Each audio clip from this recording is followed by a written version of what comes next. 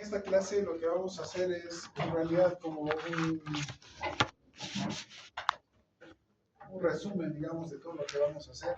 El otro día ya hablamos de que durante todo este semestre vamos a hacer unas 10 a 12 patologías que son las más frecuentes. Y justamente esta clase de ahora engloba todas esas patologías porque todas esas, o la gran mayoría de esas, se van a presentar como un síndrome doloroso abdominal, antes llamado, ahora llamado abdomen agudo. Entonces, probablemente los pacientes cuando lleguen a vuestro consultorio lleguen no pues con un diagnóstico de apendicitis o de litis vesicular o bronquitis, sino probablemente lleguen con el principal síntoma del signo que es dolor, ¿no? Dolor abdominal. Entonces, ya habíamos hablado también de que el abdomen tiene algo especial, digamos, porque dentro de la cavidad abdominal hay muchos órganos, a diferencia de otras cavidades, ¿no? El cráneo, solamente el cerebro, el bulbo, ahí abajito, ¿no? El cerebelo y punto, ¿no? Igual en el tórax, pulmones, corazón, grandes vasos y se acabó la historia, ¿no? En cambio, en el abdomen hay muchos órganos y cada uno de ellos va a tener una peculiaridad al momento de presentar signos y síntomas. Entonces, conocer todas esas patologías es lo que dice ahí, ¿no?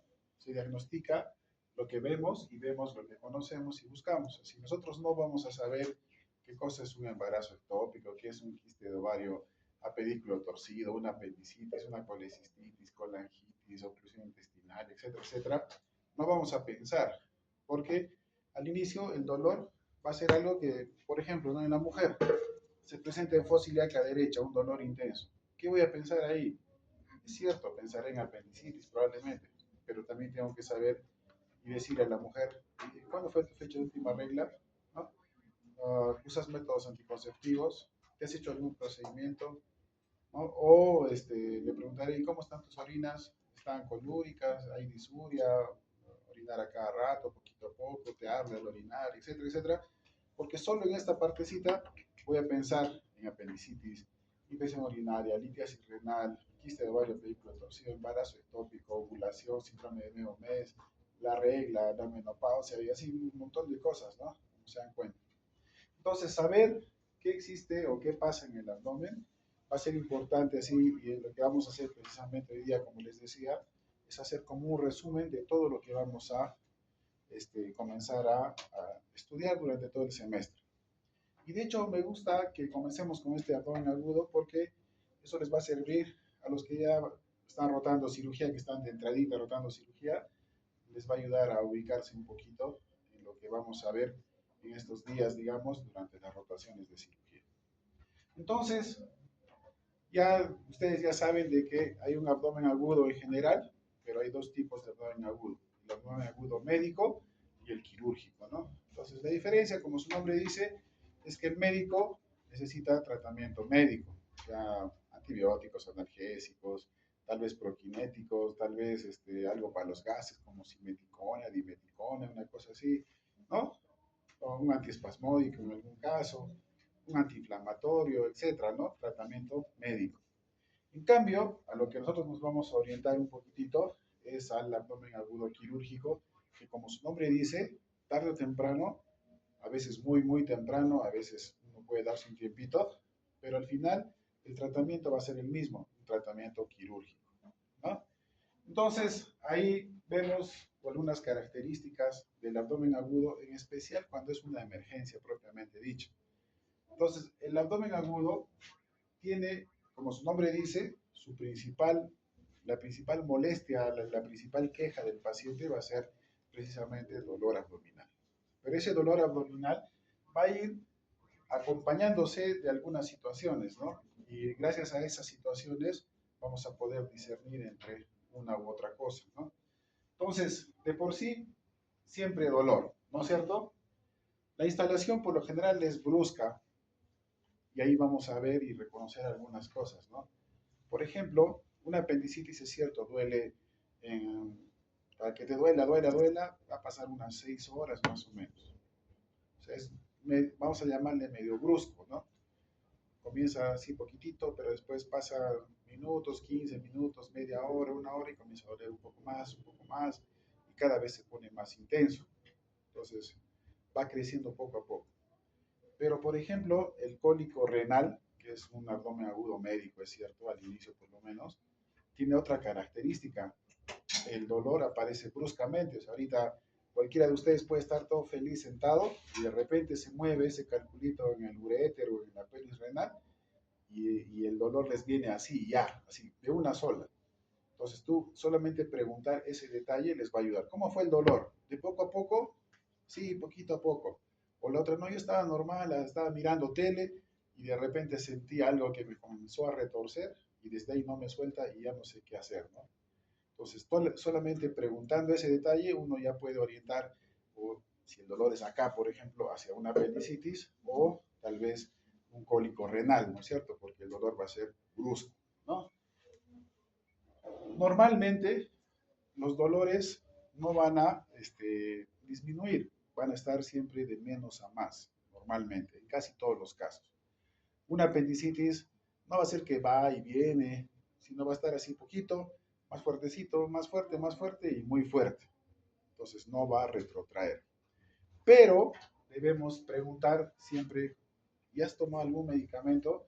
Porque eso es lo que pasa en nuestro medio por lo menos, y eso van a ver cuando vayan al hospital regional o vayan al hospital del Seguro y vayan al hospital Lorena, van a ver que incluso entre los pacientes va a haber cambios. Ponte, por ejemplo, el paciente que va al seguro normalmente es un paciente que, digamos,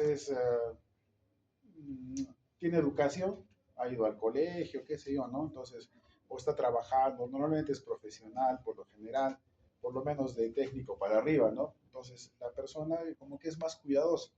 Entonces, le comienza a doler y al rato ya está ahí en el hospital, ¿no? Entonces, el tiempo digamos, de enfermedad va a ser bien cortito. En cambio, al otro extremo están los pacientes que van al hospital Lorena, que normalmente es gente que viene del campo, ¿no? Casi nadie es de la ciudad, a diferencia del regional, que sí van los de Magisterio, Santa Mónica, Manuel Prado y alrededores, ¿no? Que también uno entiende que es gente que es más responsable, vamos a llamarlo así. En cambio, en el Lorena, como les decía, los pacientes van a ir con otra historia, ¿no? Normalmente vienen del campo, es gente que primero ha intentado otras cosas, ha tomado mates, se ha hecho mil cosas, después de eso, cuando no le da, recién va a la posta, o a veces ni siquiera va a la posta, sino se viene al Cusco, como les decía el otro día, aterriza ahí en el puente Santiago, ¿y qué hay en el puente Santiago? O en el paradero de Quillabamba, o en el paradero de Urcos, hay 50 farmacias alrededor, entonces el paciente llega y le dan medicamentos, ¿no? Entonces analgésicos, antibióticos, etcétera. Entonces, ¿qué hay que hacer siempre? Siempre cuando el paciente viene con dolor abdominal, siempre pregunten, ¿ha tomado algo? ¿Ha consumido algún medicamento? Y a veces les van a decir, pues, una lista de medicamentos. ¿No? Entonces, ahí, esto del dolor que aumentó y no aumentó, ahí se va a ver medio cambiado. A eso la gente le llama enmascarar el cuadro. O sea, como que, como su nombre dice, le pones una máscara a lo que verdaderamente está pasando. Entonces, ¿qué pasa? A veces van a la farmacia y le dicen, no, sí, tómate tramadol y ketoprofeno y también tómate o ponte ceftriaxona y el curso clínico, digamos, de la apendicitis, por ejemplo, va a cambiar completamente. Entonces, siempre, si bien es cierto, esto es lo normal, pero siempre de la mano, ustedes como médicos, pregunten qué cosa ha tomado, qué cosa ha hecho, qué, digamos, características tiene el manejo de su evolución para que ustedes también consideren esa situación. Ya les dije de que hay dos tipos de abdomen agudo, el médico y el quirúrgico, ¿no? Entonces, el dolor va a ser diferente. Hay dolores, y ahorita lo vamos a ver, que son dolores viscerales. Les voy a pasar la diapositiva, no se preocupen. Hay dolores parietales, hay dolores referidos, ¿no? Como por ejemplo, la litiasis vesicular duele acá, es cierto, pero lo que más te va a decir el paciente es que el dolor se ha ido para la espalda.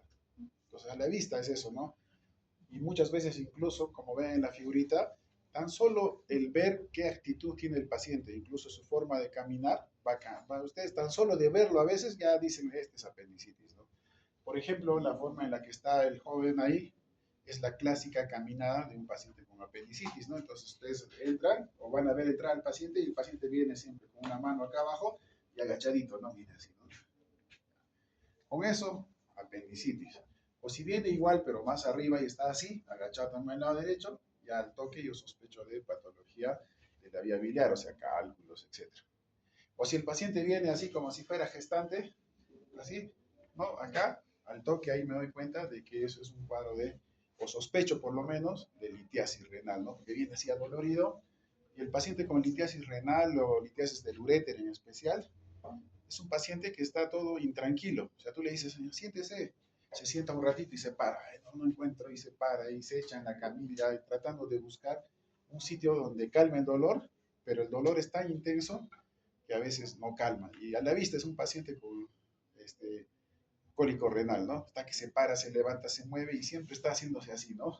Entonces, ahora, esto que les digo no es que sea una regla, es algo que ustedes chequeando, en la gran mayoría va a pasar, en otros tal vez no, ¿no? A grandes rasgos. O el cuadro de pancreatitis, igual, ¿se acuerdan? Dolor tipo cinturón, entonces el paciente viene así, ¿no? Adolorido, se agarra acá, otra vez está queriendo como estirar así, con los dos brazos para acá atrás, ya al toque va sospechando de pancreatitis. Y así, entonces, siempre hay que preguntar las características del dolor. ¿Dónde está? ¿En qué parte te duele? No, me duele acá en la boca del estómago. ¿Y te arde o te da cólico? No, me arde, como si la gente dice, ¿no? Como si me quemara el corazón, dice, ¿no? ¿No? Entonces, ya al toque, ya yo pienso más en gastritis, úlcera, otra cosa. Pero si es un cólico, no, me da un cólico y está acá y se me va hacia la espalda, ya al toque y pienso en litiasis vesicular, ¿no? Entonces, preguntar la evolución, la intensidad, la localización inicial, a dónde ha migrado. Cuando hagamos apendicitis, por ejemplo, vamos a ver un detalle importante que se da en el 70-80% de pacientes con apendicitis, que se llama cronología de Murphy. La cronología de Murphy, que es diferente al signo de Murphy, en apendicitis es un paciente que te va a decir, ¿no? Con sus palabras, si sabe qué, doctor, doctora, al inicio el dolor era así difuso. Yo sentía como que hubiese comido algo y me hubiese caído mal. Toda mi barriga me dolía, pero después de eso se ha ido acá a la boca del estómago. Y de la boca del estómago ha ido bajando poquito a poco hacia mi ombligo y después se ha ido acá y ahora me duele acá al lado derecho, ¿no? Eso se llama cronología de Murphy. En palabras médicas, dolor abdominal tipo cólico difuso, que luego se localiza en el epigastrio y va migrando hacia mesogastrio, hacia la región umbilical, y luego se ubica en fosa ilíaca derecha. Entonces, esa forma de migrar es clásica, muy, muy clásica de la apendicitis. Entonces, igual, la migración del dolor también la deben preguntar ustedes porque les puede orientar hacia una u otra cosa, ¿no? Entonces, ¿qué debes preguntar cuando tienes un paciente con abdomen agudo? Obviamente, cirugía no se escapa de todas las áreas de la medicina en las cuales la semiología, y por eso les decía, vayan leyendo semiología, porque en abdomen, pues en algunas patologías, la investigación, la historia clínica, la anamnesis y el examen físico te dan en un 70-80% del diagnóstico. Es cierto, te ayuda mucho la ecografía, te ayuda mucho la resonancia, la tomografía, etcétera, etcétera, pero en algunas patologías, y apendicitis, que es una de las patologías que tienen que aprender, el diagnóstico es básicamente clínico. Es cierto, ustedes leen protocolos gringos, americanos, europeos, y dice ahí de que dentro de tu estudio de apendicitis, de sospecha de apendicitis, tienes que hacerle tomografía, ¿no? Entonces, por ejemplo, muchos de ustedes al inicio van a acabar la universidad y van a acabar trabajando en una clínica X, ¿no? De los que se dedican a atender gringos, y ellos ya saben que cuando sospechan de apendicitis, el protocolo que le pide el Seguro Internacional es tomografía. Y es cierto, ayuda, pero el 80%, tal vez incluso un poco más, está básicamente en examen físico. Entonces, cirugía no se escapa del resto de especialidades de la medicina, cuyo, lo que siempre hacemos, ¿no? Interrogar, hacer anamnesis, chequear, palpar, percutir y auscultar son básicos, ¿no? A veces tan solo viendo cómo está la barriguita, uno puede decir, esta es una oclusión por vólvulo o es una oclusión por adherencias. Cuando hagamos oclusión intestinal, por ejemplo, en el caso del vólvulo de sigmoides, que es una oclusión del intestino grueso, el paciente tiene así todo distendido, pero tiene un abdomen batraciano, se llama, o sea, así, hacia acá los costaditos. Está inflado, digamos, acá a los costados. Entonces, tú tan solo viendo, ya puedes sospechar mucho de un vólvulo de sigmoides. A diferencia de la oclusión intestinal alta, que ya también la barriguita se viene por acá, como si fuera una gestante. Eso se llama abdomen en obús. Obús es ese, el cañoncito antiguo de dos llantitas y que va así, ¿no? Hacia adelante. Entonces, como va hacia adelante, así un poco elevado para arriba, se llama abdomen en obús, que es clásico de una oclusión por oclusión intestinal alta. Y si a eso tú le chequeas y le ves el abdomen que tiene una incisión, o sea, una cirugía previa, lo más probable que esté en tu cabeza sea oclusión intestinal por adherencias, ¿no? Entonces te das cuenta que tan solo mirando al paciente, ya sin necesidad de radiografía o nada, tú ya tu cabeza va pensando en una cosa específica, ¿no? Entonces, siempre, como les decía, preguntar antecedentes, tiempo de enfermedad, desde cuándo, cómo, a qué se asocia. Ya ustedes han visto que el que, no sé, comí lechón y me duele. El otro día comí salchipapas y me duele. Y cada vez que como grasa, me duele acá. Con eso ya te ha dicho, tengo cálculos en la vesícula, ¿no es cierto? Porque el dolor se relaciona con ingesta de grasas, ¿no? Entonces, ese dolor tipo cólico, hipocondrio derecho, que se irradia la espalda, asociado a consumo de grasas, ya eso ya ni siquiera necesitas a veces ya sospechar de otras cosas porque ya te orienta a litiasis vesicular. Con detalles así chiquititos, tontos, ¿no? Y así. Lo que les decía, el aspecto al ingreso de ambular, ¿no? El paciente que viene así, el paciente que tú le dices, señor, tome asiento y se sienta a un costadito y se pone así, ¿no? Y al toque tú, tan solo viendo esa actitud, sospechas de hemorroides, fístulas perianales, así, porque se sienta así a medio cachete, porque si se sienta completo, les va a doler un montón, ¿no? Entonces, tan solo viendo cómo se sienta, también ya puedes sospechar de que eso es un absceso, porque el absceso en la región perianal duele como miércoles, ¿no? El paciente a la vista viene caminando así como si estaría escaldado, ¿no? Caminando, siéntese y se sienta así de costadito, o te dice, no, no me quiero sentar. Ya con eso, ya lo tienes, ya absceso perianal, ¿no? Asociado a eso, a veces hay fiebre y escalofríos cuando ya, aparte de, no sé, una litiasis vesicular se convierte en colecistitis, en un piocolecisto, que es una inflamación y una infección de la vesícula, el paciente obviamente va a venir con signos de SIRS, ¿no? Porque hay un foco infeccioso que sería la vesícula, entonces va a haber fiebre, escalofríos, y cuando le tomas el examen de sangre, va a haber leucocitosis, lesión izquierda, PCR, todo así listito, ¿no? Entonces, igual, friegues que los fríos. Anorexia, que no me refiero a la anorexia psiquiátrica, ¿no? Que esa es otra cosa, sino a la disminución de apetito. Eso, por ejemplo, les va a ayudar mucho en niños. Cuando tienen apendicitis, los niños son los que más pierden las ganas de comer, les baja el apetito. Entonces tú agarras y será o no será apendicitis. Entonces te puede ayudar mucho preguntar qué te gusta.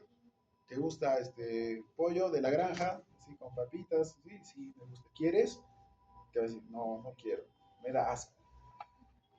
Me da asco comer. Así. Entonces, esa respuesta ya de por sí, ya también te hace sospechar de algún proceso infeccioso, inflamatorio, lo más probable apendicitis, ¿no? En el intestino, ¿no?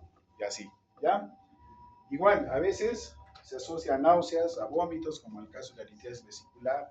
Los vómitos también van a ser importantes, las características. Cuando hablamos de oclusión intestinal, la calidad del vómito nos va a hacer pensar en muchas cosas. Por ejemplo, si yo como y vomito así, comida así medio masticada nomás, ¿qué voy a pensar? ¿Que la oclusión es abajo en el intestino grueso o que es arriba en el estómago? Tal vez un síndrome pilórico, tal vez un cuerpo extraño, ¿no? O sea, tú ves una chica, por ejemplo, antecedentes, ¿no? Doctor, yo sufro de depresión.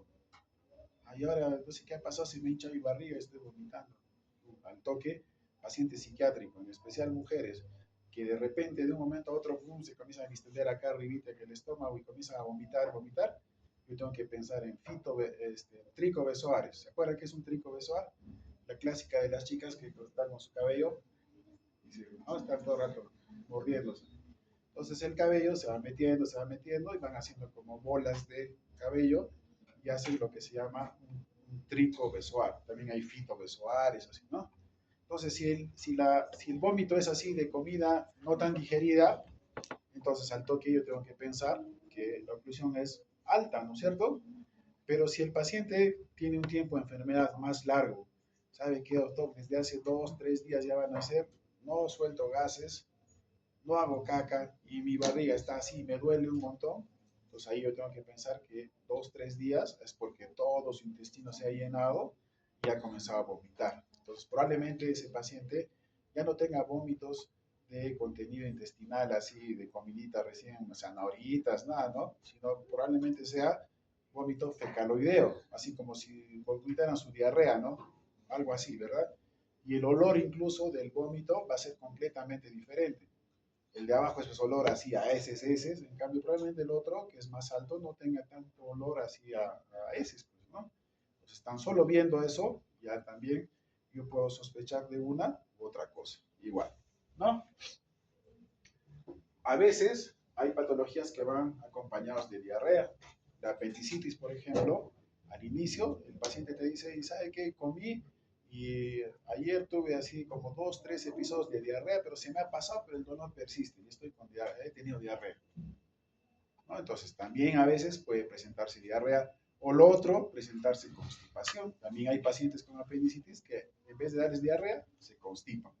¿Y por qué se constipan? Porque el apéndice, cuando comienza a inflamarse, el cuerpo, como una forma de reaccionar, hace que el epíplon, las asas, migren hacia donde está el apéndice, se peguen allí, y a veces se pegan tan fuerte que es como que se amarraran, y el paciente va a tener una alteración del tránsito intestinal, no va a defecar, se va a constipar aparentemente, porque todo está pegado contra el apéndice, ¿no? Entonces, igual, sospechar ahí, ¿no? Retraso menstrual y FUR, eso es algo que en mujeres tienen que tener mucho, mucho cuidado. No es que sea machista ni nada por el estilo, pero a mí me enseñaron una cosa, ¿no? Me dijeron, toda mujer es embarazada mientras no se demuestre lo contrario. Y es así, o sea, basta que sea edad fértil, le ven la regla, 12, 13 años. Ustedes saben que ahora las encuestas de ENDES dice que las niñas, desde aproximadamente promedio desde los 13 años, ya tienen relaciones sexuales. No digo todas, ¿no? Pero el promedio en el Perú es 13 años. ¿Qué significa? ¿Que puede haber gestantes de 13 años, de 14 años? Sí. Entonces, siempre, siempre preguntar por fecha de última regla, uso de métodos anticonceptivos.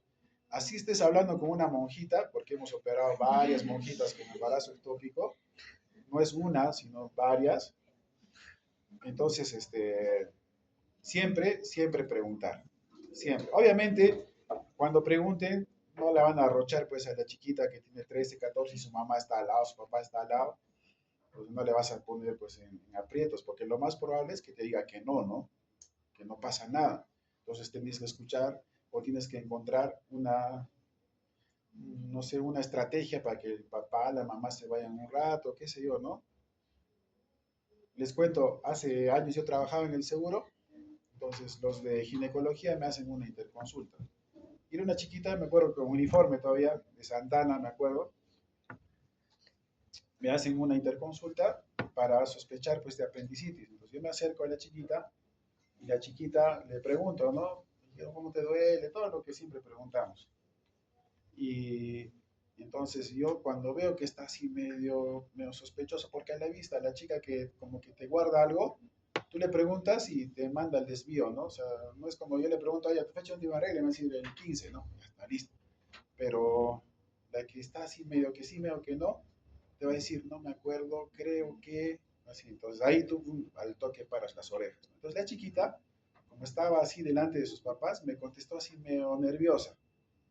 Entonces yo agarro ese rato y le digo al papá y a la mamá, le digo, un favor, vayan y pidan este medicamento, los mando a la farmacia y cuando se queda la chiquita sola, me acerco y le pregunto, ¿no? Y le digo, oye, un favor, dime la verdad, ¿cuándo ha sido tu fecha de última regla? Y me da una fecha, ¿no? Y me dice, ¿y no será que estás embarazada? La chiquita tenía 13 años, 6 meses, me acuerdo. 13 años, 6 meses. ¿Y no será que estás embarazada? Y me dice, no, doctor, imposible. Pero seguro le digo, pues mira, tus papás no están, mira, yo, porque eso puede cambiar mucho, tal vez te operamos por gusto, qué sé yo, ¿no? Y me dice, no, doctor, imposible que esté embarazada. Pero ¿por qué dices eso? Le digo, ¿no tienes novio? Sí, sí, he tenido. Pero ya será un año que no tengo nada con mi novio. O sea, ¿qué significaba? Que la chiquita de 13 años, 6 meses, ya tenía relaciones sexuales a sus 12 años y medio, más o menos. Lo cual tú dices, ¿no? ¿Cómo? Si es primero de media, sexto grado, no sé. Pero eso pasa, eso pasa. Entonces, todo este cuento es para que ustedes siempre se acuerden de que en una mujer siempre hay que descartar embarazo. Y mucho más cuando el dolor es por acá bajito, ¿no? Para abajo. Y mucho más cuando te está así que te contesta bien y que no tanto y no te da informe bien. Entonces tú mejor de costumbre, digamos, pedirle desde embarazo, BTHC, cuantitativo. ¿Ya? Igualmente, hay que ver secreción vaginal. Cuando hagan ginecología, van a poder ver ustedes de que incluso por el color de la secreción y su relación con la menstruación, ustedes pueden diagnosticar también enfermedades como, por ejemplo, la famosa EPI, enfermedad pélvica inflamatoria, ¿no? Entonces, es normal, por ejemplo, que a una mujer le viene su regla, acaba la regla y como la regla altera el pH, es normal que 2, 3, 4 días después tenga una secreción blanquecina, porque como alteró el pH y la cándida que normalmente está ahí, un poquito aumenta y hay una secreción blanquecina, sin mal olor, ya, eso normal, ¿no es cierto? No me preocupa.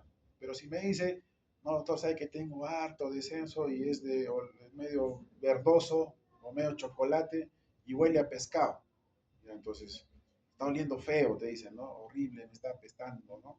Entonces ahí ya tienes que pensar en una ETS, ¿no? Probablemente Garnerella, Tricomona, qué sé yo, de acuerdo, ¿no? Entonces por eso es que incluso cuando rota en gineco, el ginecólogo hace tacto y después huele, ¿no?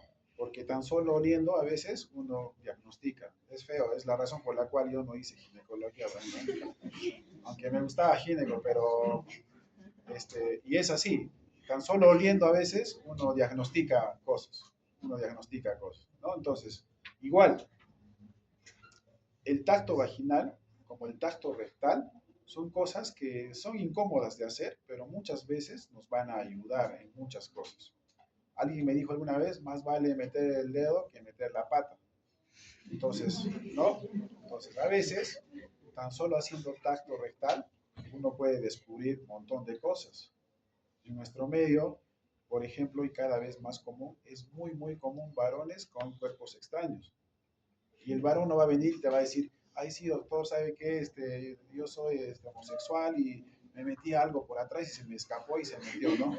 Casi nunca. Va a haber alguien que te va a decir probablemente, pero por lo general, y mucho más si es gente mayor. O sea, lo que vemos nosotros, por ejemplo, es gente así de mi edad, así, ¿no? Gente mayor ya con familia, con hijos, que a veces con el tiempo han cambiado de opción sexual y son casados y tienen hijos y a veces vienen con la esposa al lado. Y es difícil que te diga, ay, sí, me metí algo, ¿no? Entonces, a veces, cuando uno esté así medio sospechoso, medio eso, mejor hacer un tacto, ya sea tacto vaginal cuando corresponda o tacto rectal también cuando corresponda. No tengan miedo, no tengan roche en hacerlo, ¿no? No tengan, o sea, sí toma su tiempo y es incómodo y todo eso, pero muchas, muchas, muchas veces ese tacto les va a salvar muchas cosas, ¿no? Les va a ayudar a no equivocarse tanto como cuando no haces un tacto. Va a haber, en algunos casos, dependiendo si se asocia a infección, a inflamación, va a haber pues taquicardia, fiebre, deshidratación, si es que hay vómitos persistentes. Por ejemplo, el paciente que tiene oclusión intestinal va a estar vomitando y vomitando y vomitando. Entonces, si vomita, va a estar perdiendo líquidos, va a estar perdiendo electrolitos, se va a deshidratar. Entonces, ¿qué tengo que hacer? Ponerle un par de vías y probablemente hidratarlo más de lo que hidrataría una persona normal, porque el paciente, por tanto vómito, está deshidratado, ¿no? Y así. Uh, ya cuando hacemos examen, vamos a ver, cuando hagamos cada patología, vamos a ver los famosos puntos, ¿no? Y entonces en apendicitis, por ejemplo, aprenderemos hacer el punto de McBurney, el de Robson, el Bloomberg, en vesícula del Murphy, o haremos la maniobra del psoas, el signo del obturador y así varias otras cosas más que vamos a ir aprendiendo. Entonces siempre hacer todo esto, ¿no? Como si hicieran un examen común y cualquier otro paciente, hacer todo lo que corresponde. Si hay que hacerle tacto, tacto. Si hay que hacerle percusión, percusión, escuchar. Escuchando nada más a veces encontramos una oclusión intestinal alta de una baja, ¿no? O una oclusión que recién está comenzando con una oclusión que ya está en su extremo, digamos, ¿no? Por ejemplo, una oclusión que recién está comenzando, yo le escucho y voy a escuchar que los intestinos están luchando, ¿no? Va a haber ruidos hidroeros de lucha aumentados. Pero en un paciente que ya así tiene el asa estrangulada, o sea, que ya se ocluyó, perdió la irrigación y está, como diríamos, muerto el intestino, nosotros le escuchamos y va a haber lo que se llama silencio abdominal, o sea, tú escuchas para acá, nada, para acá, nada, para acá, nada, para acá, nada. Entonces ahí yo ya me asusto porque sé que su intestino ya fue, probablemente esté así ya necrosado y ese paciente tenga mal pronóstico, ¿no? ¿Ya? Igualmente la facies, ¿no? Chequearle cómo está la cara. Facies dolorosas, por ejemplo, en las peritonitis va a haber incluso una facies hipocrática. Si tú lo chequeas a un paciente con peritonitis, que está séptico, que está en shock séptico, tú dices, este pata se va a morir, ¿no? Porque tiene cara de muerto, así la vista los ojeroso, hundido, los pómulos levantados, chupado para abajo. Entonces, eso se llama facies hipocrática, ¿no? Y es una facies, incluso nos dicen pre-mortem, ¿no? Que ya está así muy mal, muy, muy mal. Entonces, eso lo relaciono con pacientes con peritonitis, por ejemplo, ¿no? O si yo le chequeo, viene una chica joven, recontra pálida con dolor abdominal, tan solo viendo eso, mi segunda pregunta va a ser, ¿y cómo está tu regla? Porque esa cara de palidez extrema con dolor abdominal y alteraciones en la regla me hacen pensar mucho en embarazo ectópico roto. Tan solo viéndole nada más y recontra pálida, al toque mi cabeza, embarazo ectópico roto, ¿no? Y así. Ah, hay que chequear, como les decía, por ejemplo, cicatrices anteriores, ¿no? Para oclusión por adherencias, nos puede ayudar mucho. La evidencia, lo que les decía, la distensión en obús hacia adelante, que es la oclusión intestinal alta, o la oclusión hacia los costados, abdomen batraciano, para oclusión intestinal baja del intestino grueso. La palpación, cuando chequeen a un paciente con abdomen agudo, pregúntenle, ¿dónde te duele? Si les dice, me duele acá, ustedes tienen que comenzar a palpar acá abajo. Nunca se vayan de frente al sitio donde le está doliendo, porque de por sí ya está sensible. Y si tú le tocas, te va a decir, en vez de solamente decirte, ¿no? Porque ya de por sí estás agarrando y estás entrando al sitio que más le incomoda. Entonces, siempre dentro de vuestro esquema está de que primero se palpa la zona más alejada al sitio que te está doliendo. Entonces, si le duele acá en el sitio del apéndice, comenzaré por este lado. Siempre tengan mucho cuidado con manos, en nuestro medio, pues es peor, ¿no? En junio, julio, tú llegas al hospital, tus manos congeladas, el paciente se echa, le agarras con la mano congelada y el paciente va a saltar, ¿no? Te va a hacer pensar de que le está doliendo, cuando en realidad era tu mano que estaba fría. Entonces siempre calentarse, siempre decirle al paciente, te voy a revisar. Yo sé, cuando tú le dices, ¿dónde te duele? El paciente dice con las dos manos, acá y acá y acá y acá, así, ¿no? Entonces siempre es una buena costumbre decirles, yo sé que te duele en todo lado, pero dime dónde te duele más y señálame con un dedo, no con toda la mano, sino así con un dedo. Entonces el paciente se va a tocar, va a explorarse el mismo y después te va a decir, acá. Entonces ese acá ya te ayudó un montón. Entonces siempre dirijan vuestro examen, pídanle que le señale con un dedo y siempre comiencen por la parte más lejana. Al momento de palpar, por la parte más lejana. Manos calientitas, frotarse.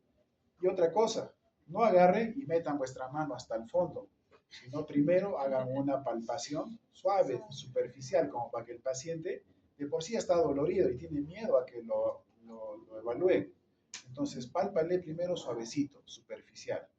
Después de eso, un poquito más fuerte. Y después de eso, ya más profundito. Porque así el paciente se va a relajar y te va a dar mejor información. tú agarras y de inicio te va a dar información que tal vez te haga equivocar y te va a llevar a otro diagnóstico cuando en realidad era otro. ¿Ya? Entonces, siempre eso. Uh, Siempre, bueno, evaluamos los puntos. Hay algunas cosas como el famoso abdomen en tabla, vientre en tabla. Cuando tienes eso, esa es una pregunta de examen, eso es clásico de las peritonitis. Entonces tú le tocas y así como una tabla, así exactamente igual, tú le tocas el abdomen y está duro. Señor, relájese. No puedo, dice, no, me duele. Y de verdad tú le tocas y está así duro, duro, duro por todos lados. Abdomen en tabla. ¿Ya?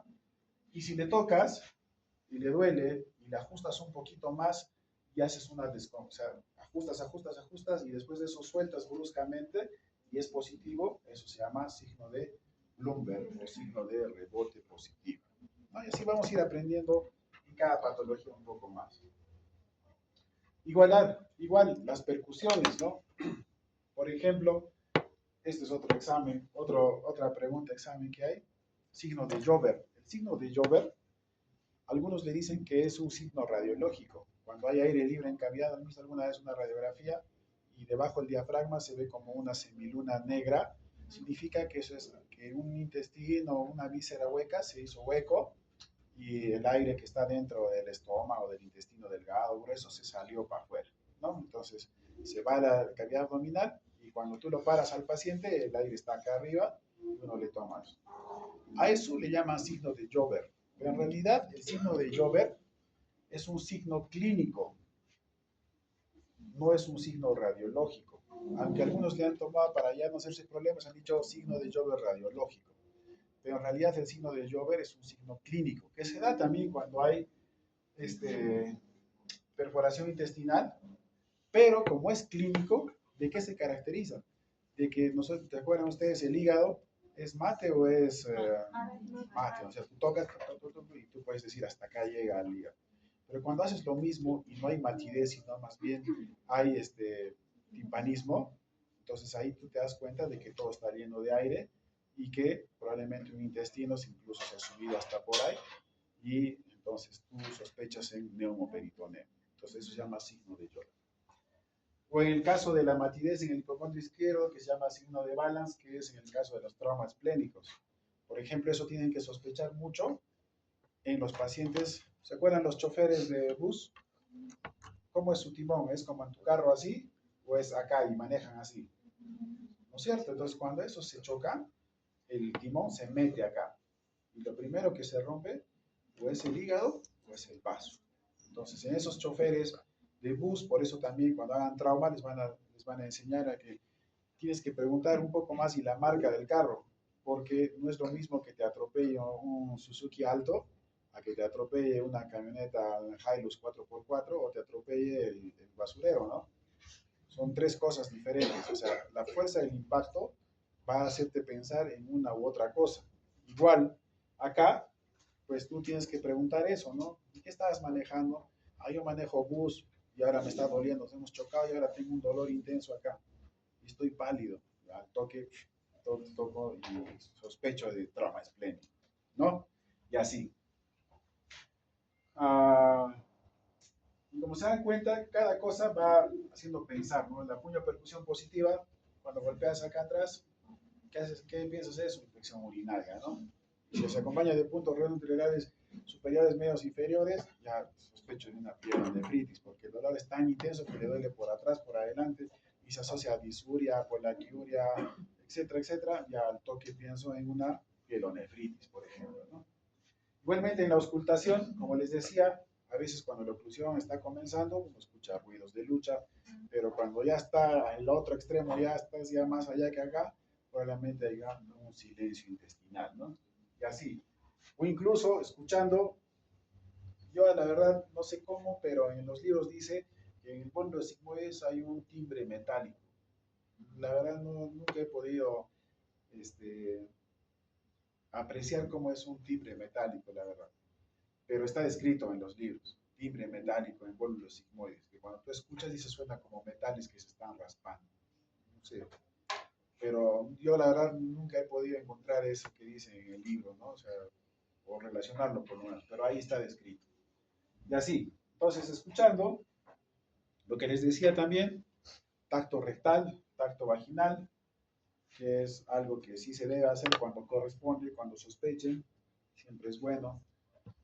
Tacto vaginal les va a ayudar cuando hagan ginecología, tan solo haciendo tacto, oliendo, o a veces haces tacto, sale sangre, tocas el cuello del útero y se está entreabierto, y al toque sospechas pues de aborto, ¿no? Aborto incompleto, a veces aborto provocados. Si se asocia a peritonitis y tú le tocas, haces tacto rectal, sangre, el cuello entreabierto, ya al toque tienes que sospechar de que esa paciente se hizo un aborto y que probablemente le hayan perforado el útero, porque esa es la complicación más común y más grave que existe cuando lo hacen en un sitio inadecuado, ¿no? Lamentablemente ustedes han visto que hay en la cuesta de Santana y en todo Belén, hay pues en la cuesta de Belén, perdón, no, en Santana está el Loki, ¿no? Ahí en Belén, en la cuesta de Belén hay pues 20 consultorios donde se dedican pues a hacer abortos, lamentablemente, ¿no? Y no lo hacen ni siquiera gente que sabe hacer, sino a veces hasta técnicos de enfermería se dedican a hacer eso, ¿no? Y de ahí vienen justamente esos pacientes que se entusiasman, le meten mucho la alegra, perforan el útero, y el útero que está friable de por sí por el embarazo, lo atraviesan y lo que hacen después, como la alegra tiene es como una cucharita con el borde filo, meten, jalan un intestino y se sacan un pedazo de intestino más. Entonces el paciente o la paciente viene con múltiples perforaciones, peritonitis, asociado a tacto rectal, a tacto vaginal con cuello entreabierto y sangre, ya al toque yo ya con eso ya armo todo mi plan de trabajo y mi sospecha de que probablemente eso haya sido un aborto provocado con complicación, ¿no? Y así. Después de todo esto, cuando no hay salida, en algunos casos, por ejemplo, como en los traumas abdominales, de hecho, les sugiero que lean y ojalá algún día hagan el curso, se llama ATLS, que es un curso soporte avanzado para pacientes politraumatizados, ¿no? Entonces, en el ATLS, por ejemplo, habla de cómo atender un trauma abdominal, un trauma cervical, un trauma torácico, etc. Y en el caso del abdomen, una de las cosas que utiliza el ATLS y la sugiere es el famoso lavado peritoneal. Entonces, cuando tú estás en tu pueblo, estás haciendo tu serón ahí en Pampamarca, donde no hay nada, ni siquiera ecógrafo a veces, y tú sospechas, ¿será o no será?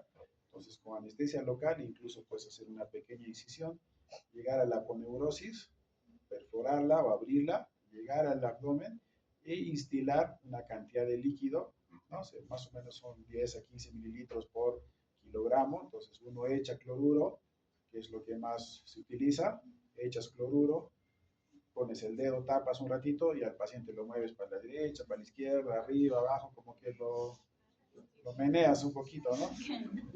Y después de eso sacas una muestra y le echas al microscopio y ahí chequeas. Les estoy diciendo desde ahora, les voy a preguntar cuáles son los valores normales de lavado peritoneal. Porque tú sacas y dices, ¿no? Si hay tantos hematíes, sospecho de esto. Si hay tantos leucocitos, sospecho de esto. Si hay contenido intestinal, sospecho de esto, ¿no? Y así, ¿ya? Entonces, una buena idea para cuando tú estás en un sitio donde no dispones de una tomografía, de una ecografía, etcétera, es hacer un lavado peritoneal. ¿Ya? No se olviden, ¿eh? Vayan buscando en qué consiste el lavado peritoneal y cuáles son los valores normales del examen de lavado peritoneal. Cuando la duda persiste, entonces, ¿qué pasa cuando tú tienes un paciente, será, no será? Entonces lo dejas en observación, le sacas exámenes de sangre, le haces todo, le haces ecografía, tomografía y no hay nada concluyente y tú dices, eso no es, eso no es. Entonces, lo que corresponde cuando tienes un paciente que está más de 12 horas en observación y el dolor persiste, la indicación es la laparoscopía diagnóstica o la laparotomía exploratoria. En estos tiempos, la laparotomía casi ya nadie hace, a no ser que te vayas pues ni siquiera ya en Santo Tomás ahí tienen laparoscopio, tienen todo. Entonces, lo ideal, la laparoscopía diagnóstica. Justo ayer vi una pregunta de la QX, de esos bancos de preguntas, esta era una pregunta. paciente, bla, bla, bla, bla, bla, bla, bla, que no tiene diagnóstico. Tras un día de hospitalización, ¿cuál es el tratamiento que debo hacer? Respuesta, laparoscopía diagnóstica. Paciente, que lo estudias laboratorialmente, clínicamente, imagenológicamente, y no tienes una respuesta adecuada y persiste el dolor por más de 12 horas, indicación, laparoscopía diagnóstica. ¿Ya? Entonces, ¿qué consiste la laparoscopía diagnóstica? Ya todos han entrado a sala alguna vez y han visto cómo es una laparoscopía, ¿no es cierto? La Colelab, la Penilab, etc. En el caso de la laparoscopía diagnóstica, ¿qué haces? Haces el huequito, metes la cámara, chequeas, buscas, miras, no hay nada, lo cierras, listo. Y concluyes que el abdomen agudo es médico, entonces probablemente sea, no sé, pues Crohn, colitis ulcerativa o será tuberculosis, no sé, alguna, ¿no? Alguna cosa por ahí que no le hemos podido diagnosticar. Y si metemos el laparoscopio y encontramos, no, a veces el apéndice que se había amarrado con la trompa y medio raro, entonces solucionas ese rato y conviertes de una laparoscopía ya a un tratamiento. Entonces tal vez sea una apendicectomía laparoscópica, una quistectomía, una colecistectomía, qué sé yo, ¿no? Según a lo que se presente. Pues no se olviden, paciente que no tiene buena evolución a las 12 horas, luego de todos los estudios, la indicación es laparoscopía diagnóstica. O en el peor de los casos, como en mis tiempos, la paratonia exploratoria, un corte y sacaban, abrían y sacaban, acá está el intestino, acá está todo, todo normal, otra vez lo cerraban y lo cosían, ¿no? En estos tiempos ya no se hace eso, no se hace laparoscopia. Entonces, acá está el cuadrito que les va a hacer, es un cuadro que todos lo conocen, que es el tipo de dolor abdominal, ¿no? Entonces, cuando tenemos dolor abdominal, tenemos que preguntar cómo es el dolor. Como les decía hace un rato, si el dolor es urente, un tipo ardor en el epigastrio, ya al toque, pues, es una gastritis, una úlcera, una cosa así, ¿no? Y encima te dicen, no, es que yo no puedo tomar café, y cuando tomo cítricos o como cítricos, tomo jugo de naranjas, peor, doctor, me duele peor, y ahora, sabe que hoy día, ayer me dio la tranca en mi reunión, y ahora estoy con un dolor ardor, ya al toque, ¿no? Sospechas de gastritis, úlcera, ¿no?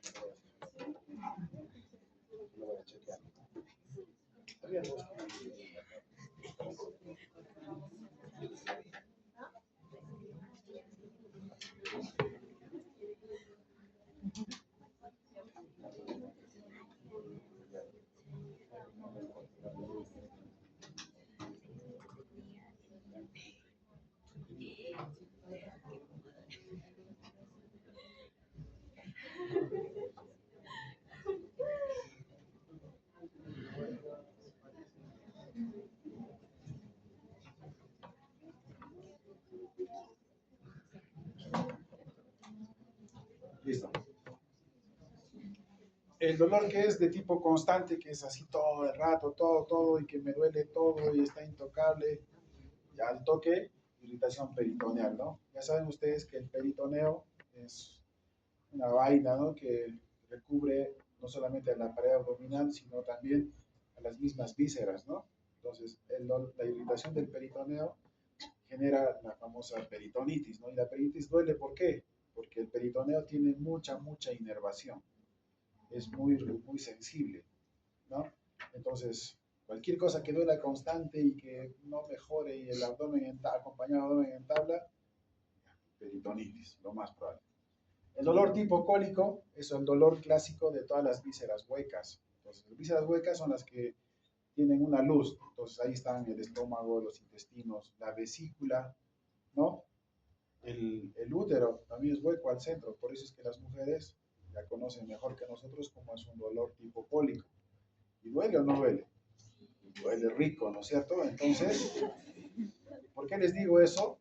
Porque para que ustedes comprendan que el manejo de un paciente con liquidez vesicular no es, ya pónganle iosina nomás, suficiente, porque ya saben cómo duele un cólico, y peor si está así bien, bien complicado. Hay chicas que hasta se desmayan con el dolor de la menstruación, ¿sí o no?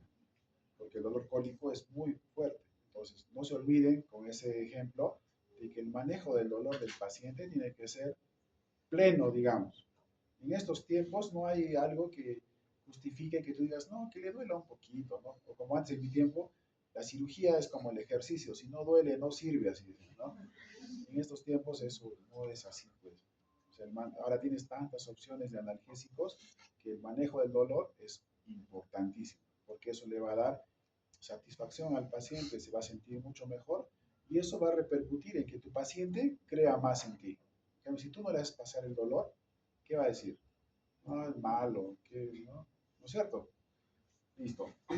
El dolor tipo opresivo, que es la clásica por ejemplo, las oclusiones, ¿no? Como está todo distendido, hay como una presión, ¿no? Como una presión fuerte en todo el abdomen, es un dolor tipo opresivo, ¿no? O el penetrante, que se da un dolor intenso, como si algo te clavara, dice, como si te clavaran un cuchillo, algo así, ¿no? Entonces, por ejemplo, eso es clásico de cuando hay problemas en la mucosa y en la serosa. Y eso se da, por ejemplo, en las isquemias mesentéricas. Entonces, por ejemplo, la isquemia mesentérica es como un infarto, pues un infarto mesentérico, ¿no? Entonces, por X causas, el paquete mesentérico, la mesentérica superior, la inferior o a veces ambas, se trombosa, no llega la sangre y el intestino se muere, pues, ¿no? Entonces eso sucede por lo general en pacientes que son cardiópatas o también por lo general en abuelitos. Entonces, por ejemplo, este detallito tienen que acordarse los abuelitos. Porque, ¿qué pasa cuando le duele al abuelito su barriga? ¿Qué le dicen? Cuando tienes tu abuelito en tu casa, igual que los niños, cuando les duele, ¿qué dicen? Ya, sí, sí, ajá, ajá, nomás le dicen, ¿no es cierto? Ya te va a pasar al abuelito, papito, que tómate tu matecito y listo, ¿no es cierto? Pero, ¿cuándo deben asustarse? Me duele. A ver, tú que eres estudiante de medicina, le echas a tu abuelito, le revisas y le tocas y está suavecito su barriga. Y le hago punto de Magurne y no hay morfina, no hay Bloomberg, no hay Robsin, no hay. Y el abuelo está que va, va, va. Dices, no, este es muy exagerado, ¿no? Porque le estoy revisando y no hay casi nada. Allí más bien asústense, porque la isquemia mesentérica duele un montón, pero el examen físico no va de la mano con los hallazgos o con la cantidad de dolor que tiene. ¿Ya? Entonces acuérdense, el abuelito clásico que se queja de dolor, dolor, dolor, y tú lo revisas y como que dices, ah, ¿será, no será? ¿Será, no será?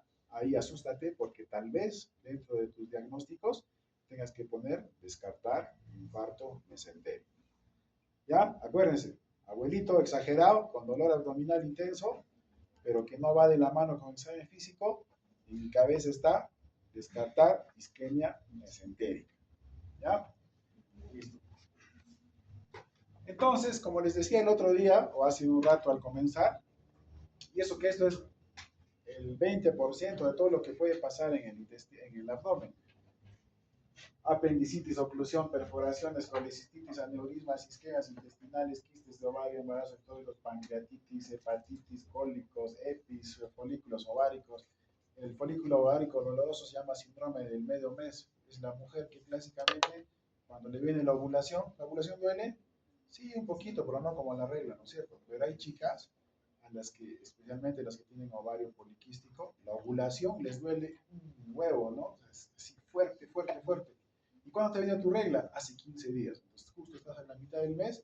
Ese es el famoso síndrome de medio mes, que es el folículo ovárico doloroso hemorrágico, ¿no? Justo a la mitad del mes, cuando el folículo se revienta y sale, ¿no es cierto?, el óvulo, ¿no? Ahí duele un montón, entonces ahí tengo que pensar en eso. Y también tengo que pensar en cirrosis, VIH, insuficiencia renal crónica, duele también, pues insuficiencias renales crónicas asociadas a pacientes que, por ejemplo, se hacen diálisis peritoneal, hay que sospechar de peritonitis primaria. Los que hacen hemodiálisis, también peritonitis primaria. ¿Puedes pensar en VIH? Sí, porque los VIH son inmunodeprimidos. ¿El doctor Paucar les ha enseñado a ustedes? El doctor Paucar, que era mi profesor hace 800 años, nos decía, hay tres cosas, tres enfermedades que te pueden dar todo. ¿Cuáles son esas tres enfermedades? Tuberculosis, VIH. ¿Y qué más? Falta una más. Lupus. Los tres. Que estoy con gases. Puede ser los tres. Que se me cayó el cabello. Pueden ser los tres. Que se me hinchó la barriga. Pueden ser los tres. Entonces, igual, paciente inmunodeprimido, lo chequeas, sospechoso, ¿no? ¿En qué trabajas? ¿En dónde vives? ¿Qué haces? Hasta por profesiones tienes que preguntar, ¿no? Soy policía y trabajo en Quillabamba. Y ahí me asusto, ¿no es cierto? Porque puede ser hepatitis con todas sus complicaciones, ¿no? ¿No es cierto?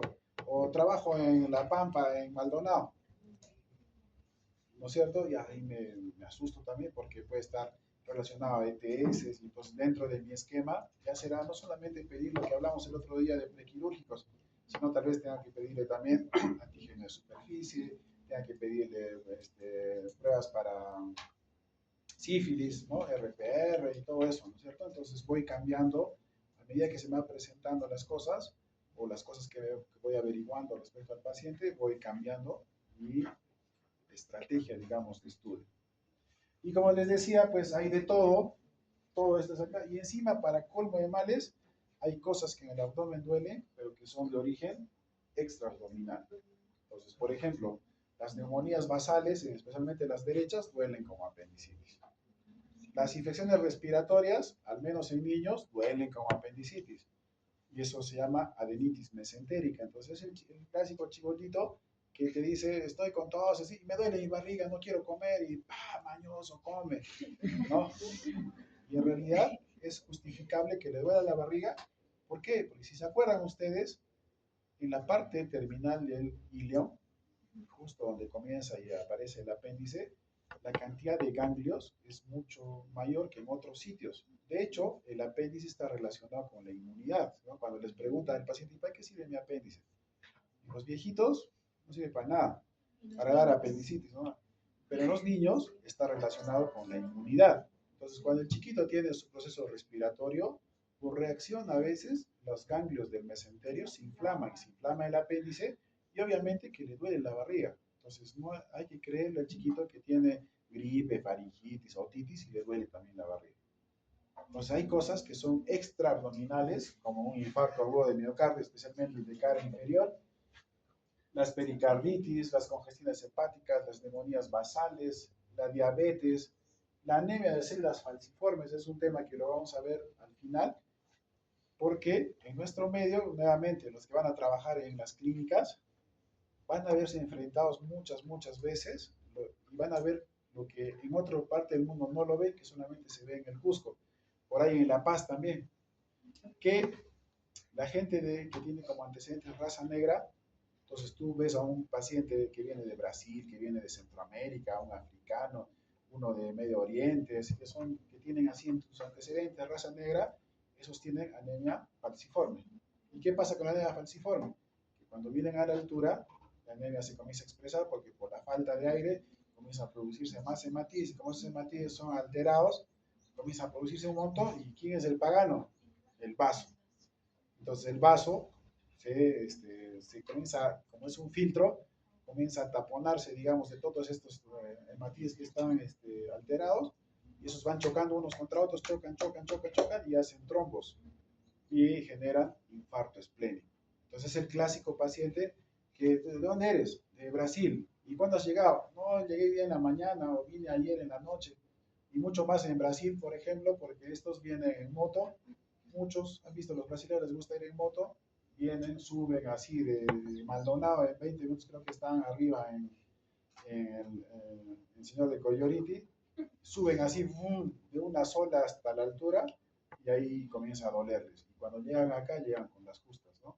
Entonces, paciente brasilero, que recién llegó, o brasilero, o americano, tú lo ves así medio morenito, medio, ¿no? Entonces, viene dolor intenso en el lado izquierdo, comienza a desaturar, ¿no? Asociado a malestar general y todo eso, dolor en el hipocondrio izquierdo, y al toque, infarto esplénico, probablemente sea mi diagnóstico más probable, ¿no? Pues se dan cuenta que el abdomen es un chiste, pues hay de todo.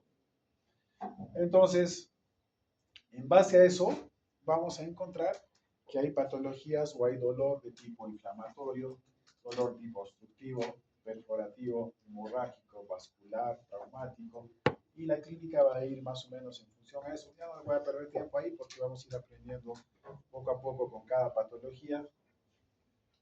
Y va a haber pues dentro de los inflamatorios, que esto es más o menos lo que vamos a hacer, el 70% de las clases que vamos a hacer están ahí en este cuadrito.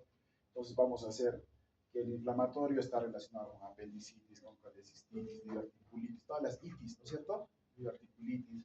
Los obstructivos van a estar con frías adherencias, tumores que también causan oclusiones, los vólvulos de intestino delgado, los vólvulos de intestino grueso, que es nuestro medio. En ninguna parte del Perú van a haber tantos vólvulos como lo que ves acá, por ahí en Puno, que es entre los dos nos peleamos por tantos vólvulos, ¿no? Entonces, los perforativos, las úlceras, porque al inicio arde todo eso, pero cuando el paciente ya se pone, me arde, sí, pero también mi barriga está dura como tabla, entonces yo tengo que pensar que la úlcera se ha perforado, el contenido gástrico se está saliendo por la úlcera y está haciendo una peritonitis química, ¿no? Entonces ahí yo tengo que pensar en una úlcera gastrodenal perforada, ¿no? O en divertículos o en enema de colon, o en el caso de los hemorrágicos, ¿no? Chica, pálida, con dolor abdominal, datos no tan buenos de fecha de regla o la STS de embarazo positivo, ¿cuál es tu diagnóstico? Embarazo ectópico roto, ¿no? Y así. O vasculares, como lo que les decía, el famoso infarto mesentérico. Esto ya lo saben y es importante que recuerden hipocondrio derecho, hipocondrio izquierdo, esogastrio, flanco derecho, flanco izquierdo, fosa ilíaca derecha, fosa ilíaca izquierda, hipogástrico, región umbilical, etcétera, etcétera. Lo de la que han hecho en semiología, ¿se acuerdan? La topografía de cartón. Esto les ayuda para medicina, para cirugía, pero también les va a ayudar en otra cosa. Que bueno, no viene mucho al caso ahorita, pero aprendan bien esto y aprendan a reconocer bien y ubicarse bien, porque el médico en la posta de salud de Pampamarca va a ser muchas veces el médico que hace evaluaciones médico legales. Entonces tú cuando tienes un corte tienes que decir corte de más o menos 5 centímetros en tal formita en el flanco derecho, así, ¿no? Entonces tienes que delimitar bien, escribir bien, todo eso. Entonces, acordarse esta cosa que es recontra sencilla es muy importante. En el caso de cirugía, ¿por qué es importante? Porque en base a esa topografía yo voy a poder sospechar en cada sitio de alguna cosa. Si me duele acá arriba, ¿qué voy a pensar? Cálculos biliares, úlceras, tal vez duodenales, pancreatitis que duele también para acá, o al mesogastrio, o si pienso acá abajo, en la fosa ilíaca derecha, apendicitis, estreñimiento, quistes de ovario, epi, embarazo ectópico, etcétera, etcétera, ¿no? Entonces, en cada sitio tiene su propia patología. Estas son las causas más frecuentes. Esto es lo que vamos a estudiar, como les decía, apendicitis, patología de la vía biliar, obstrucción intestinal, diverticulitis, que es también más o menos común, y mucho más si se trata de pacientes extranjeros. Otra vez, en el peruanos, así, peruanos, cholos, así como somos, casi no tenemos divertículos. Pero los gringuitos, los argentinos en especial, que tienen mucho de alemán, de italiano, ¿no es cierto? Por eso hasta el apellido tienes que preguntar, porque a veces con el apellido, con el apellido Mackenzie, escucha, su abuelito seguramente que era pues gringo, ¿no? Por ahí tiene divertículos, ¿no? ¿No es cierto? Entonces, vas pensando para cada cosa, ¿no? Entonces, y así. ¿Qué exámenes complementarios? Ya lo vimos el otro día, lo básico, hemograma, examen de orina cuando corresponde, amilasa y lipasa, ¿para qué es? Para pancreatitis. Pruebas hepáticas cuando corresponde, si el paciente está ictérico, tiene el famoso síndrome ictérico, tengo que pedir bilirrubinas, porque si la total está elevada, a prevenido directo o indirecto, nos va a hacer pensar en cosas diferentes, ¿no es cierto? Si está a prevenido directo, prestaré mucho en coledocolitiasis, ampulomas, cosas así. Pero si está prevenido indirecto, pensaré más bien en hepatitis, en hematomas. En el caso de los chiquitos, cuando tienen su hematoma acá, ¿se acuerdan? Y a los pocos días se ponen histéricos, es porque su hematoma se está degradando y a veces hace que la bilirrubina indirecta suba, ¿no es cierto? Entonces, así. Desde embarazo, ya saben, todas mujeres embarazadas mientras no se demuestra lo contrario, ¿no es cierto? PCR, DHL, a ese paciente que yo sé, sospecho que va a entrar a la sala, le tengo que pedir electrocardiograma, le tengo que pedir a veces exámenes de diagnóstico por imágenes, rayos X, en la medida de lo posible, cuando pidan rayos X de abdomen, que siempre sea de pie, a no ser obviamente que el paciente sea un parapléjico. E incluso al parapléjico le puedes pedir a la familia que lo agarren entre dos, porque si tú sospechas de oclusión intestinal, la radiografía cuando está echado de costadito no te va a ayudar mucho, pero cuando está así parado, ¿no? Sí me va a ayudar porque van a aparecer los famosos niveles hidroaéreos, cosa que no se ve cuando el paciente está echado, ¿no? Ahí voy a ver todo amontonado y no voy a ver nada. Si lo paro, ahí sí voy a ver niveles hidroaéreos y de acuerdo a la calidad y a la cantidad de los niveles, incluso yo puedo sospechar de una oclusión intestinal alta o de una oclusión intestinal baja. Y son chiquititos, varios, múltiples, un montón, que se llama imágenes en pila de monedas, así como oclusión intestinal alta. Pero si yo veo un solo intestino gigante con un solo nivel gigante, probablemente piense más en gólbulo de sigmoides, ¿no? Igualmente, hay que pedirle en algunos casos ecografía, en otros casos hay que pedirle si sospechas de litiasis renal y de las vías urinarias, ¿qué le voy a pedir? Antes se pedía urografía excretora, decían tomar un contraste y después orinaba y después de unas horas, no, ahora ya no, ahora le hacemos la famosa urotaj o uroten, ¿no?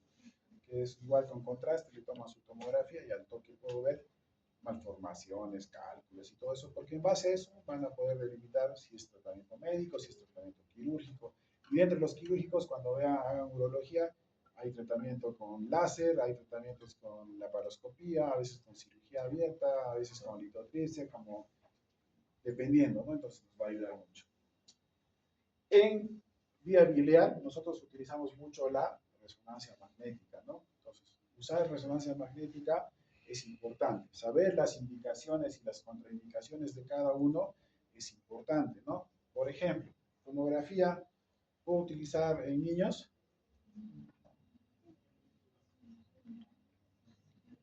¿En niños puedo utilizar o no la tomografía?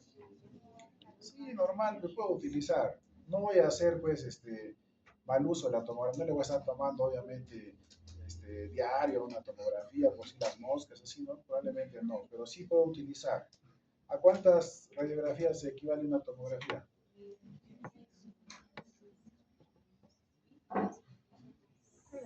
Una tomografía abdominal supuestamente corresponde a más o menos 300 radiografías de tórax, ¿no? Aunque eso ha bajado ya con los nuevos tomógrafos que tienen índices menores de radiación, pero ya que sea la mitad, pues 150 radiografías. ¿Les gustaría que a tu hijo le pongan 150 radiografías en una? Ya ponle 100, ¿ya? ¿Te gustaría? No, no es cierto. Entonces sí se puede usar, pero de una forma indicada, planificada y justificada. Entonces no se deje llevar ustedes con que el chiquito se cae y lo primero, háganle tomografía. O sea, le pisa el carro, le golpeó el tobillo, pero igual quiere que le hagan tomografía, ¿no? O sea, explíquenle al familiar que la tomografía sí se puede hacer, es cierto, pero no es cuestión de que especialmente en niños la estemos usando así como si fuera ecografía, ¿no? La ecografía me la puedo hacer diario. Yo conocí a una amiga que era ginecóloga, que cuando se embarazó, ella todos los días después de atender a sus pacientes se echaba, agarraba su ecógrafo y miraba a su bebito. Todos los días se entraba y mientras que no hacía nada estaba chequeando, chequeando. ¿Le hacía daño a su bebito o no? No, ¿no es cierto? Hasta lo acariciaba seguramente. ¿No es cierto? Entonces, la ecografía no tiene mayor contraindicación, porque como su nombre dice, es ultrasonido. Entonces, ¿hay contraindicaciones? No, absolutamente. Es indolora, no es invasiva, es inocua respecto a radiación, así que no hay problema. La tomografía, con cuidado, especialmente en niños, ¿no es cierto? No abuses de la tomografía, pero sí lo puedes usar. La resonancia se puede hacer en gestantes. De hecho, ¿la tomografía se hace en gestantes o no? Ahora sí está indicado, especialmente si estás en el segundo y tercer trimestre, pero siempre valorando riesgo-beneficio, porque igual es radiación, pero sí se puede utilizar en casos en que tú necesites ya, no queda otra y necesitas una tomografía, O sea, si tú tienes una gestante y sospechas de cáncer de ovario, ¿qué vas a hacer? Caballero, no va por tomografía, no queda otra. Pero chequea el riesgo-beneficio, ¿no? ¿La resonancia se puede hacer en niños? ¿Sí o no? ¿Quién dice que sí? ¿Quién dice que no? ¿La resonancia se puede hacer en gestantes? ¿Qué dices? ¿Qué dices? ¿Se hace o no en gestantes? ¿Qué dices? ¿Sí o no? No creo, sí creo. ¿Qué es la resonancia? ¿Utiliza rayos X? ¿Qué utiliza? Como su nombre dice, resonancia magnética. Utiliza un gran imán, que lo que hace, ¿qué hace el imán? Tú le pones al paciente, a diferencia, conocen un tomógrafo, ¿no es cierto? El tomógrafo es como un arquito de este grosor más o menos. Entonces el paciente lo pasa por ahí, no hay problema. En cambio, el resonador es como un tubo. Entonces, ¿en quiénes debes tener cuidado con la resonancia? En los pacientes esquizofrénicos, los claustrofóbicos, los pacientes psiquiátricos en general, o en los niños, porque a veces no toleran estar metidos en un tubo. Imagínate un tubo así bien cerrado y la resonancia no es tan rápida, es promedio 15 minutos más o menos, que estás ahí metido y una luz pasa, y más el sonido, más el todo el rato. Entonces te puede dar una sensación de desesperación, ¿no? Pero utiliza radiación, no, utiliza un gran imán que lo que hace es activarse, pues de por sí está activado todo el rato, y lo que hace es jalar tus hidrogeniones, ¿no es cierto? Tus hidrógenos con carga positiva. Entonces, cuando pasas por el resonador, se levanta y comienzan a levitar, ¿no? Comienzan a levitar. Y si quieres ver en tumores, le pones un marcador que es el gadolíneo, que se pega a los hidrogeniones y se levanta y lo puedes ver con el famoso contraste. Mal llamado contraste, más un marcador que otra cosa. Entonces tú chequeas eso y ves, ¿no? Entonces, ¿lo vas a irradiar al paciente? No. Entonces, ¿puedes utilizarlo en gestantes? Sí, sí puedes utilizar en gestantes. Sí puedes utilizar en niños, pero ten cuidado con los chiquititos porque no van a tolerar, tal vez si necesites sedarlos, probablemente necesites que vaya con el anestesiólogo para que lo sede, se duerma rico, o con el esquizofrénico se duerma, o con el claustrofóbico lo duerman para que puedan tolerar la resonancia. Pero lo puedes utilizar en niños, lo puedes utilizar en gestantes, en abuelitos, en todo lo que tú quieras, excepto en los que tienen prótesis, ¿no es cierto? Tienes prótesis de rodilla, de cadera, no lo metas al resonador porque el paciente le vas a causar un daño, se va a pegar o a veces incluso va por esa fuerza con la que jala, podría dañar órganos, ¿no es cierto? Entonces ten mucho cuidado. O cuando el paciente tiene marcapasos, tiene algún dispositivo electrónico de marcapasos o para, ¿cómo se llama el otro que tiemblas? Parkinson, ¿no? Hay también moduladores eléctricos para eso. O sea, esos pacientes no los metas al resonador. Una pregunta clásica que les van a hacer es, ¿y si yo tengo mis clips de la paroscopía, ¿puedo entrar al resonador o no? Sí se puede entrar, porque esa aleación es con titanio y otras más que no tienen magnetismo. Entonces no lo va a jalar, no hay problema. Entonces ten cuidado nada más con eso, o tú como personal de salud, ten cuidado de estar entrando con tu celular a donde está el resonador, o incluso con tus tarjetas del banco. ¿No ves que tiene esa cintita magnética? Tú lo pasas por el lado del resonador y lo va a anular tu celular, lo va a anular tu, tus, tus chipsitos del carnet universitario, de tu examen, tus tarjetas de crédito, qué sé yo, ¿no? Mucho peor no entres con tu baloncito de oxígeno, ¿no es cierto? Y eso es lo que pasó cuando yo recién comencé a trabajar en el regional hace un montón de años. Hicieron donde está el resonador, ¿no? Y era puesto una novedad, el resonador todo chévere, funcionó un mes y de repente traen a un paciente, creo que era de La Pardo, en la San José creo, pues lo mete al resonador y la técnica por atrás con su balón. Se mete y apenas entró al sitio donde está el resonador, le quitó de las manos, ¿no? Se pegó, felizmente no hizo daño a nadie y el balón se quedó así como así tapando pues el hueco. Se quedó ahí. Y el imán no es pues que apaga la luz, desenchúfalo y que deje de usar el imán, ¿no? El imán sigue funcionando. Entonces, durante casi como un año estuvo malogrado, porque desmontar el resonador costaba esa vez como más o menos $300.000. Entonces, quedó así, ¿no? Entonces, eso les cuento para que se acuerden de que cuando vayan al resonador magnético, tengan mucho cuidado de cosas que tengan magnetismo. Nuestra billetera, como esas tarjetas, este, cosas, ¿no? Igual, ¿ya?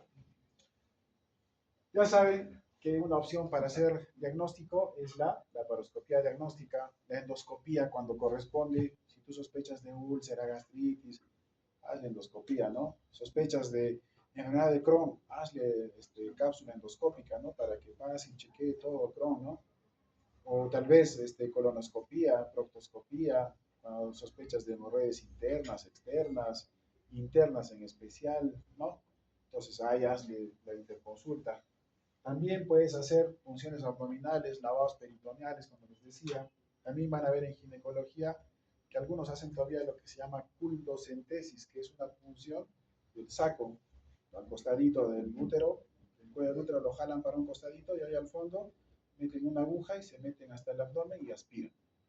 Esa era una clásica forma de ver si la paciente tenía embarazo ectópico, porque se metían hasta la cavidad abdominal y si aspiraban sangre, era que un embarazo ectópico se había roto, ¿no? Entonces, listo. Entonces también es otra forma. El famoso lavado peritoneal y la laparoscopia diagnóstica y la laparotomía exploratoria. Entonces, como pueden darse cuenta, lo que les decía antes, este es el famoso mal llamado signo de Jover, ¿no?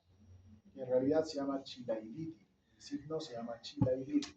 Cuando tú ves acá, este es el hígado, este es el diafragma y ves acá aire. Es aire libre en cavidad, se llama eso, que es signo de un neumoperitoneo. O el clásico vólvulo de sigmoides, este está al revés en realidad, en la imagen. Normalmente se tirado para este lado. Entonces este es el famoso signo en grano de café. ¿Conocen el grano de café? ¿Sí? ¿No es el cafecito? ¿Conocen o no? Cuando está, antes de que lo tuesten y todo eso, lo hacen secar y es como la pepita del capulín que se parte en dos y es así, tiene esta formita, como de un riñoncito. Entonces el signo del grano de café.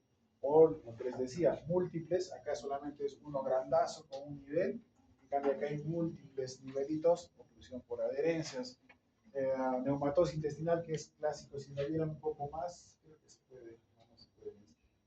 Ve la pared del intestino como un sanguchito blanco, negro, blanco. Esa es la pared del intestino que tiene aire dentro de la pared.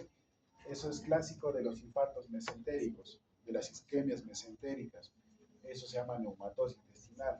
O cuando hay borramiento del psoas, cuando tú le tomas la radiografía y ves así todo blanco, significa que hay líquido libre.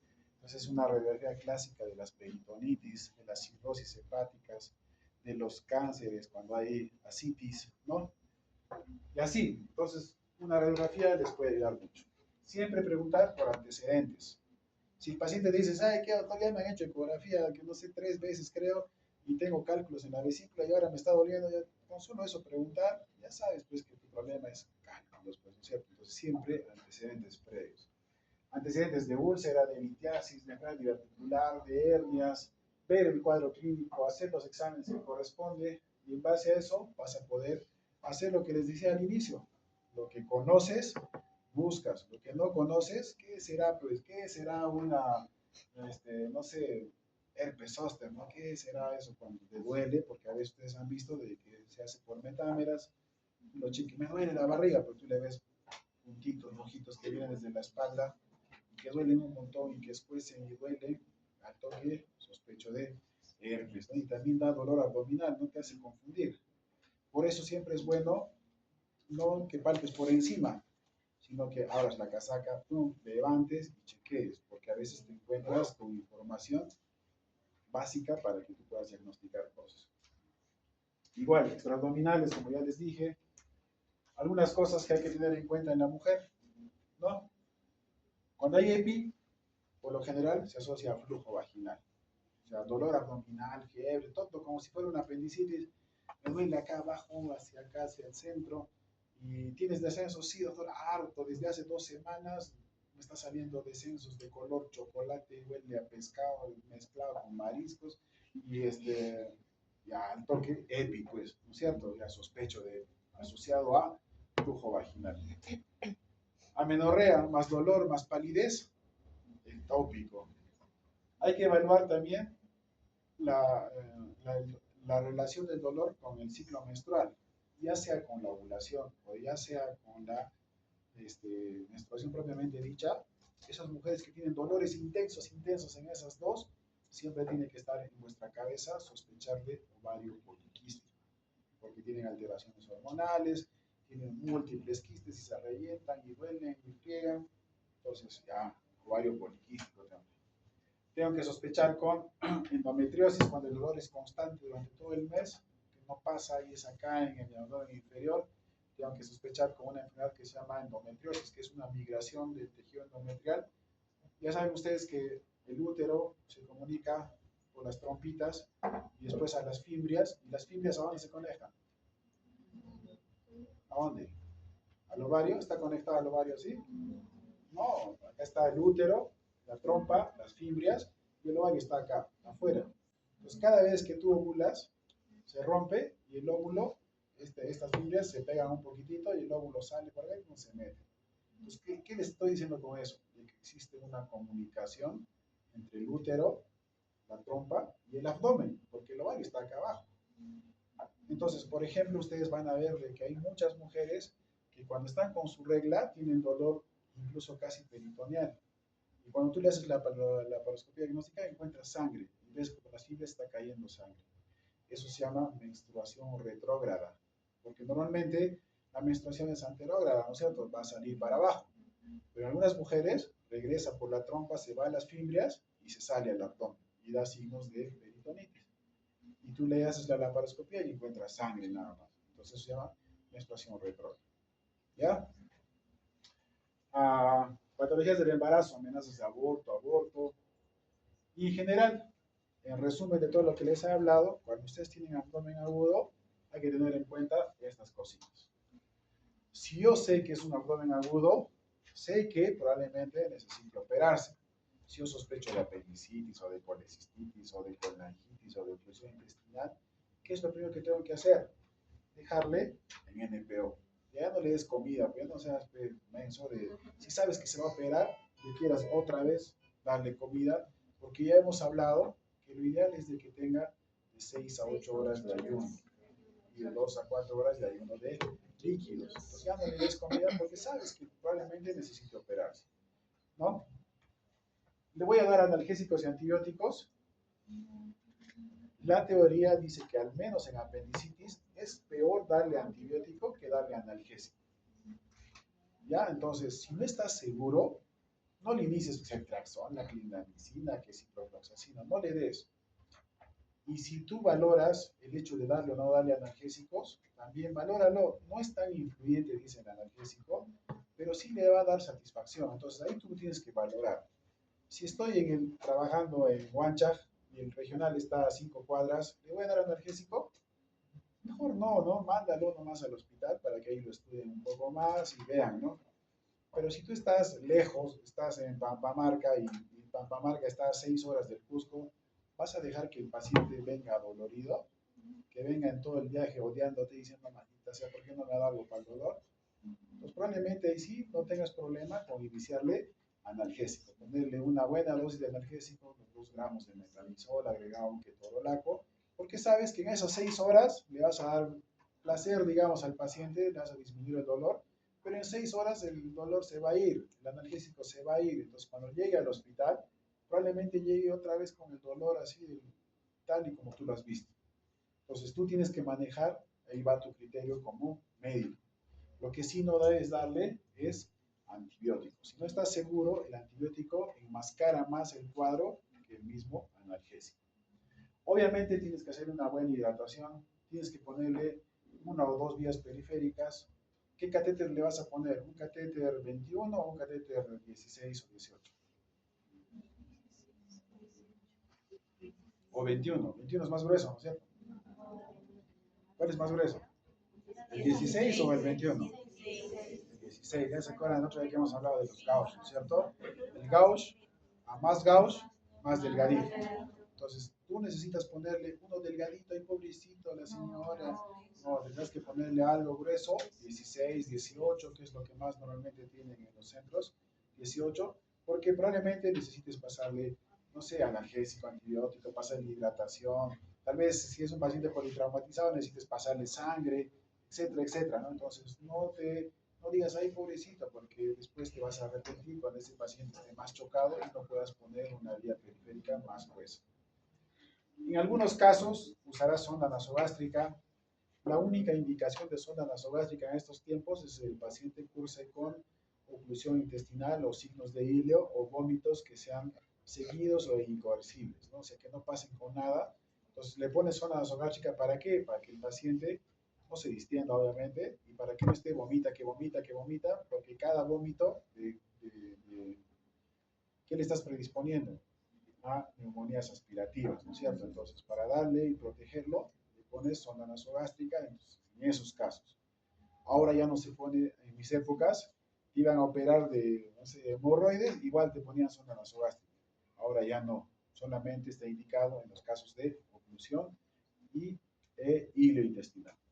Sonda vesical, le pones también, ya sabes, ¿para qué? Para dos cosas, ¿verdad? ¿Se acuerdan? Una, para drenar la vejiga y la otra, para medir el flujo urinario. Si yo les pregunto cuáles son las intenciones de la sonda vesical, es, uno, drenar la vejiga, y dos, medir la cantidad de orina, el flujo urinario.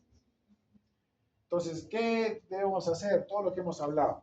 Conocer bien la anatomía, conocer de enfermedades anteriores, conocer bien de semiología, conocer todo lo que es para el diagnóstico, qué sirve, ¿no? En cada caso le pedirán resonancia, ecografía, tomografía, etcétera, hacer una historia completa. Si no estás seguro, pone observación, repite los exámenes a las 3, 4 horas, a las 12 horas hazle la laparoscopía si corresponde. Siempre pregunta. Lo que les decía al inicio, el abdomen es un chiste porque al inicio te equivocas un montón. O sea, no es fácil diagnosticar apendicitis. No se sientan mal si al inicio, porque a todos nos ha pasado, se les pasa una apendicitis. Y confunden una apendicitis con una infección urinaria, con una EPI. Es normal, porque el abdomen, algunos le dicen, es como una caja de Pandora, que tú abres y puedes encontrar 1000 cosas. ¿Ya? Entonces, lo único que tienen que hacer es de que siempre recuerden experiencias previas. ¿Cómo recuerdan experiencias previas? Mirando, viendo, tocando, para que poco a poco se vayan familiarizando con el paciente. Si ya con el tiempo van a chequear al paciente entrando, creo que es apendicitis. A ver, háblame, te acercas, te habla y tiene un aliento así como al desagüe, como si metieras tu nariz al desagüe de tu baño. Así, eso. Entonces, ya, ahí nomás con la experiencia de años, te das cuenta, no, esto es apendicitis, ¿no? Y lo tocas y tiene todo, ¿no? Pero al inicio, ustedes recién están comenzando, traten de ser lo más minucioso posibles, no tengan miedo, como les decía, en hacer tactos, en tocar, en pedir exámenes, porque al inicio puede ser algo difícil diagnosticar un abdomen agudo, ¿ya? Entonces, la clase de hoy ha sido para que ustedes más o menos se vayan ubicando. No es para que se asusten y digan, ah, su madre, qué tantas patologías vamos a aprender. Porque acá hemos visto un montón de patologías que es cierto, con el tiempo lo van a ver, pero no son las más comunes. Al inicio, las más comunes son apendicitis, hernias, eventraciones, evisceraciones, litiasis vesicular, pancreatitis, colangitis, diatidosis hepática, oclusión intestinal y infarto mesenterio. Aunque sepan esas, yo estoy así re feliz. ¿Ya? Listo. Adiósito. Nos vemos.